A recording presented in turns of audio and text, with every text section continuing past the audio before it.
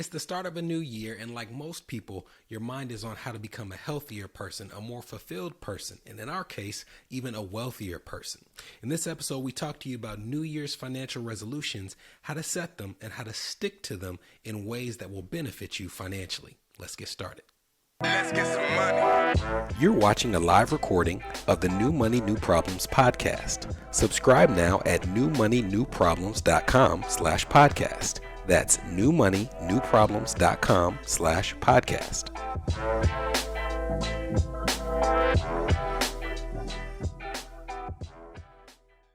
Hello, my name is Brenton Harrison of New Money, New Problems, and your host for the New Money, New Problems podcast. It is early 2023 when we're recording this episode, and if you are like most people, the start of a new year puts you in the mindset of things you can change about yourself, about your behavior, about your life to put you in a better position at the end of this 365 days. In this episode, we're going to talk about some ways to set New Year's resolutions that will stick and some specific things at the beginning of each year that I do to put myself in a better position financially.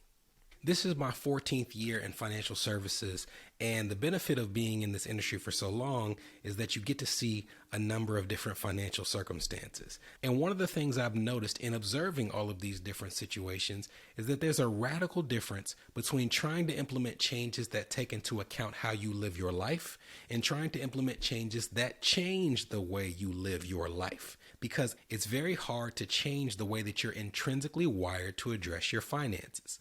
If you are looking at the way that you are intrinsically wired financially and you're setting financial goals that are trying to change that wiring, it's not something that can be easily done, especially because for the typical listener of this podcast, you are doing just well enough that finances are not the first thing you think of when you wake up in the morning. Now, you may be in a precarious financial situation, but if you're listening to this podcast, you're probably not on the line of having something to eat for lunch and trying to figure out if you can hold yourself over until the next day. That's not the level of disparity that we're talking about.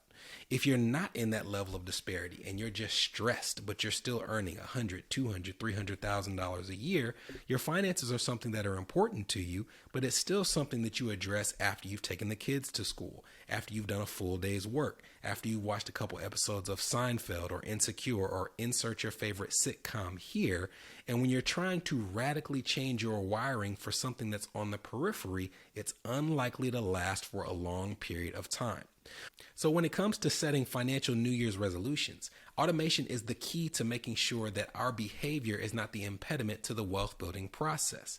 And there's a number of things that you can put in place to make sure that even when you're not paying attention to what's going on with your money, there's something going on in the background where that if a problem arises, you can be notified and address it when it has your pressing attention.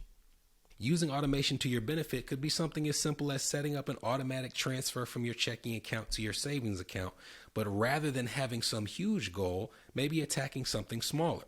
Maybe it's a meal that I grab at a certain to-go place every single Friday, when if I just substitute that one meal, it might save me $50 a month when I look at how many times I go on a monthly basis. And by diverting and reallocating that money to my savings account, I can pat myself on the back and say that at the end of this year, I will have saved $500 or $600 that I wouldn't have saved prior to identifying that expense.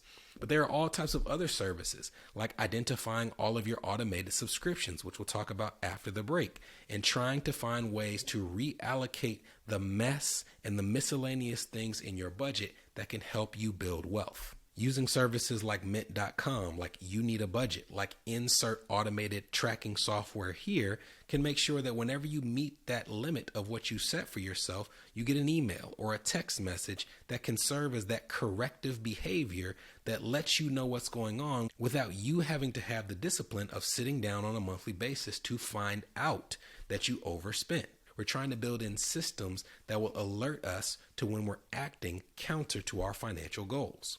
Another thing that I tell people to avoid is also making sure you're not setting goals that treat an element of your finances as if it operates in a vacuum.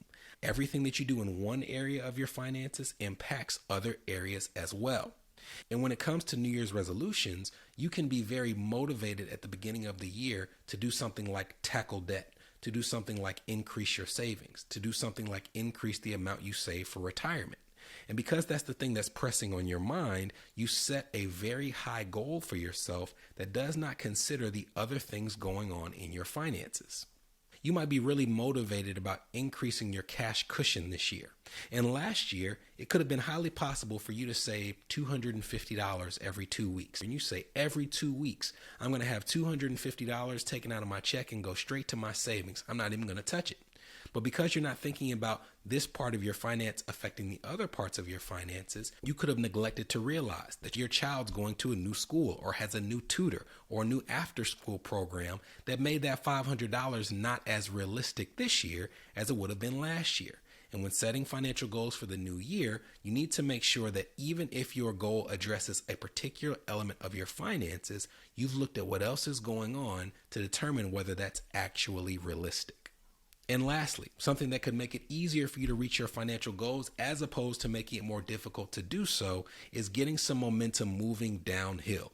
You want to start January 1 with a financial goal that has the easiest thing to do at the start of the year, as opposed to having to take the biggest bite of the elephant on January 1. Akin to the types of things that you see in Atomic Habits, where it tries to get you to identify a small behavior that you can change and do every single day. But when you have something small, something tangible that you can do over and over again, eventually becomes a part of your character, and it allows you the discipline to attack those things later on in your finances that realistically you may not be positioned to attack on January 1. After the break, I'll tell you some specific things that I do with my finances every year, and I'll even issue you a 30-day challenge where you can work with us to make tangible improvements in your finances in a month's time. This is the New Money, New Problems podcast, a show for successful professionals searching for the tools they need to navigate financial opportunities and obstacles they've never seen. We'll be right back. Are you wondering what new money problems you might be overlooking in your financial life? If so, we've got great news.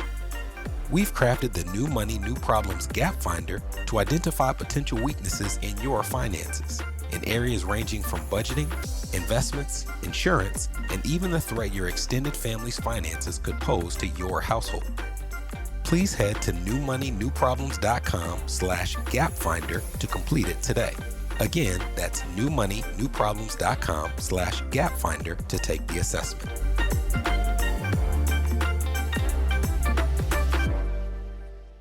You're listening to the New Money, New Problems podcast. Subscribe now at newmoneynewproblems.com. Welcome back. A few years ago, we had a group of my clients and friends who wanted to do some things together that would improve their finances. And it led me to create something called the 30 Money Moves Challenge. And the 30 Money Moves Challenge is a 30-day challenge where every single day you get a video from me that gives you a challenge for that day, a money move for that day.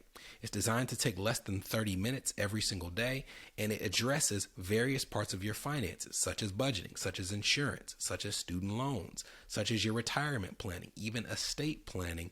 And we believe that by breaking it up into bite-sized bits, you can have some tangible progress in a way that doesn't overwhelm you all at once. And some of the things I'm going to share with you now are challenges from that program that I do myself as a way to clean up my financial junk each year. The first is every single year, I go through the process of identifying any bill that is auto-drafted from my account. Now, like everybody else, there's things that are auto-drafted like gas or electricity and utilities, but there's also things that I sign up for every year and don't pay that much attention to.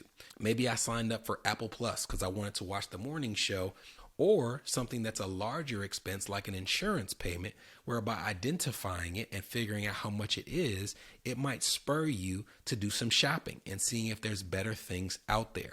I do this process manually. For some reason, it gives me some peace and satisfaction by marking it out with a highlighter, but we'll put some in the show notes, companies who will do it for you. They'll comb through your expenses and they'll identify all of those auto-debited payments. And many of them also have budgeting features that will notify you when you overspend in key categories. The next thing I do each year is I identify a safe physical and digital location to keep my important financial and family documents. These are things like my son's medical records, maybe my last will and testament, insurance policies, anything that I want to make sure that I or my family can find in a pinch. I want to make sure that every single year I know how I can access it. But I also include a physical location, like a safe, where I know where the key is. I know what the location is. My wife knows where the key is. She knows where the location is, so that if something were to happen to me, there's a centralized place where everything that's important can be found. Next, something that I do every single year is I consider and place a dollar value on an hour of my professional and personal time. My financial services mentor is a guy named Marcus Henderson. And one of the first things he told me when I was trying to get into this business and trying to build a practice for myself is that I needed to know what an hour of my time was worth, because it would give me an idea of what type of tasks I should be doing and what type of tasks I should turn away from or I should hire someone else to do. And as a business owner, you have to not just consider what you want to earn, you have to consider what percentage of what you earn actually reaches your household. I have people who work for me, so every dollar that I bring in does not come to my house. I may bring home 60 cents on every dollar that I bring in, which means that if I'm working with someone, I have to earn even more than my hourly rate to make sure that I net my hourly rate once I've paid all of my necessary business expenses. If you decided that an hour of your professional time is $100 an hour and your employer is only willing to pay you $75 an hour, you might have just decided that you need to go find another job.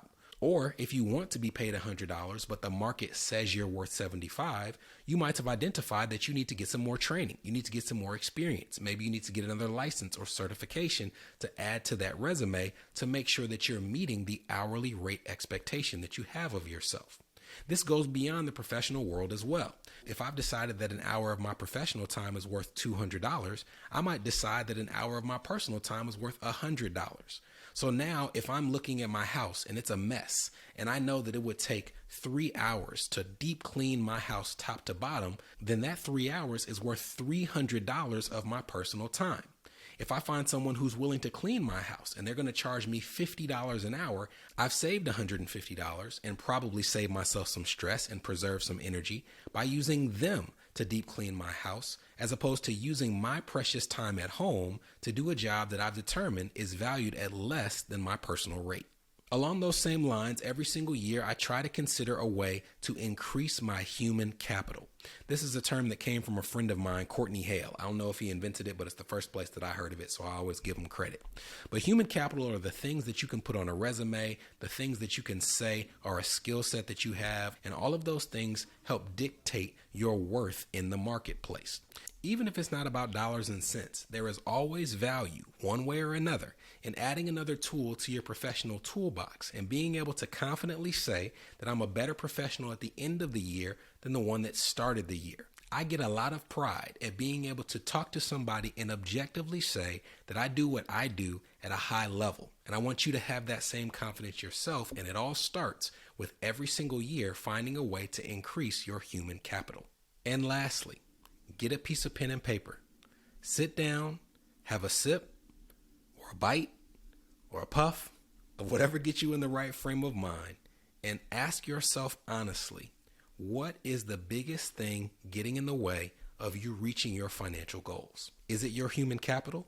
Do you need to be honest about yourself that in order to get where you want to go in terms of your earning, you need some more training, you need some more expertise that right now you don't have? Is it your budget? Are you like me? And at times you can lose the value of $1 and you can spend without thinking to the point where you go deeper and deeper than you ever expected to be in terms of your monthly expenses. Is it a conversation with your partner? Are you all so disconnected financially that it becomes impossible for you to pursue financial goals together? Whatever it is, come to a resolution of what that obstacle may be, and also figure out how you're going to address it in a way that allows you to actually reach your end destination. These are the things you can put in place to make sure you have a financial goal and a financial resolution for 2023 or any year that sticks. And if you like some of these things that I said in terms of daily challenges, I encourage you to take the 30 Money Moves Challenge with me. We will put the link to the challenge in the show notes. You can sign up via email. Every single day you'll get a video from me urging you on, and we'll start that process of not just changing behavior, but moving this financial ball downhill and really making sure that we're on that journey to wealth together. I'll see you next episode.